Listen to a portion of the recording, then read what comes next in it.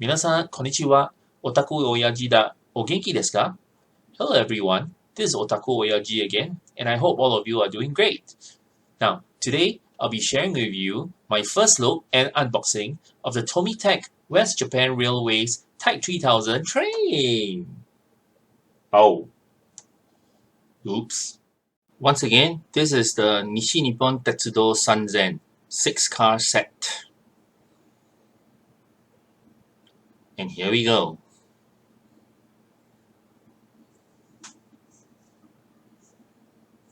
Okay, let's just put aside the box cover as well as the accessories. And here are the traits. Wait a minute, what am I thinking of? Okay, let's get rid of that plastic sheet. Yes. Alright, so here are the 6 cars. Car number 1 all the way to 6. Let's have a closer look at each individual car. This is car number 1.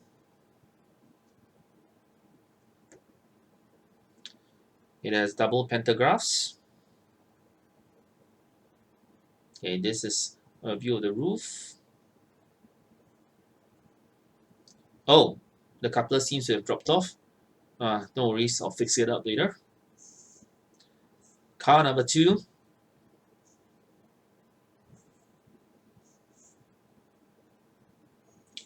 I like how the seats are all forward facing rather than facing inwards, like most commuter cars.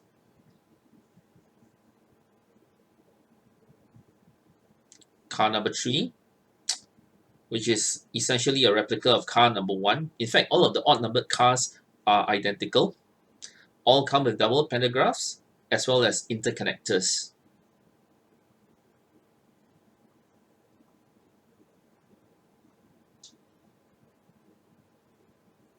Okay.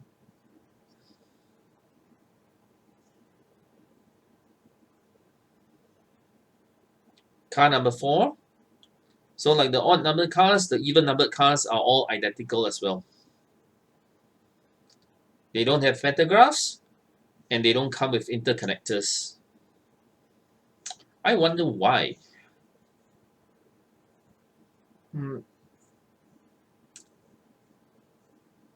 Actually, I'm intrigued. Okay, the concept is that, if you have the interconnectors together, it might hamper curves or turns, but it doesn't appear so. There seems to be enough room.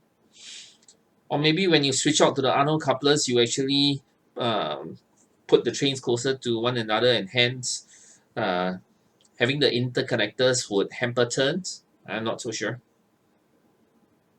Okay, anyway, this is car number 5.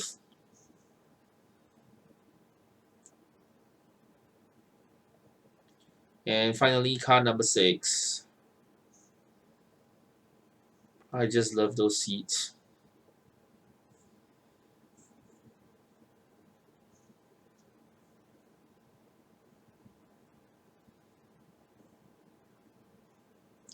Now, while this is a static display model, you can actually motorize it and make it run on tracks.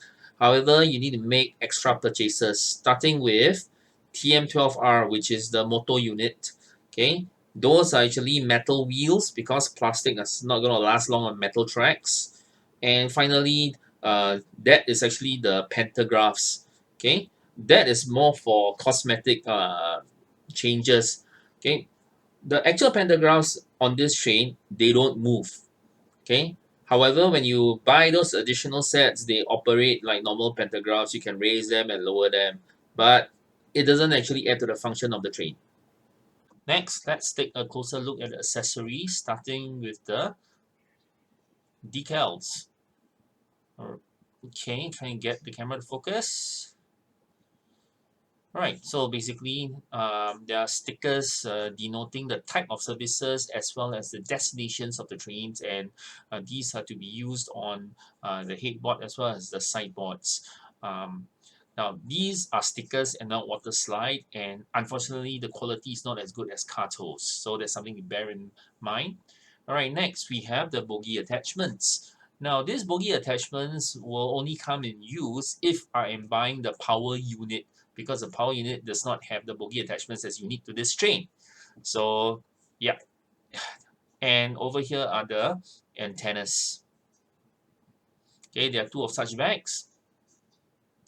Okay, finally, we have the front skirt attachments that you're supposed to swap out for the middle cars.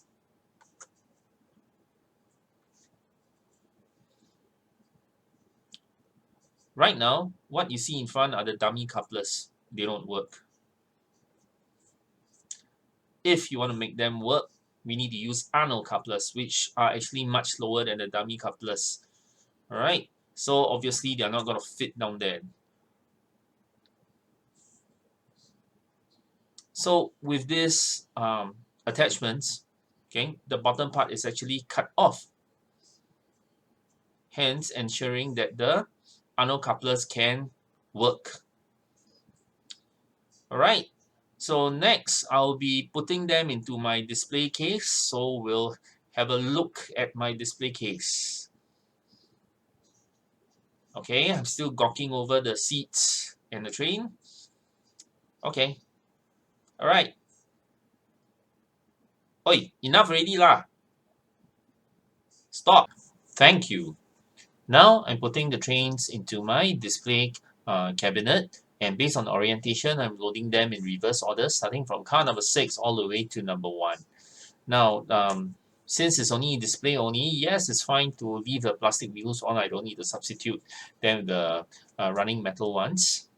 Next is car number 4. All the interconnecting cars have dummy couplers, and this is what happens when you try to put them together. They don't fit, they don't click. But since mine is a static display, it's fine. I'll just put them next to one another, like so. And here are the 6 cars inside my display case. Ladies and gentlemen, I present to you West Japan Type 3000, Nishi Nippon Tetsudo Sanzen.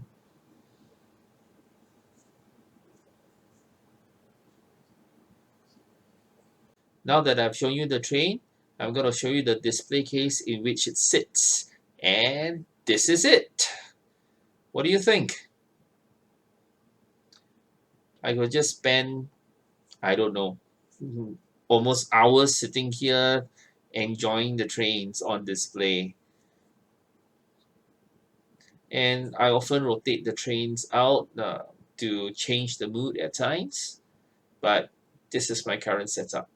Okay, but right now I just want to focus on one particular train. This is my disaster response train. It's being pulled by a Kintaro unit, and it features things such as deep sea submersibles, helicopters, vehicles from the Japanese Self-Defense Force, train derailleurs, power generators, fuel tanks, and supplies, all in times of emergency. But I must admit, the idea of this display case was not originally from me. It actually came from a friend of mine who's a moderator and administrator on the JNS forum. He has a display case that is well, much bigger than this, and I was very inspired by his design, and I just, well, had to had one for myself too. So that's it for today. I hope you enjoyed this little unboxing and the review of my display case. So until the next time, stay blessed, stay safe. Mata ne!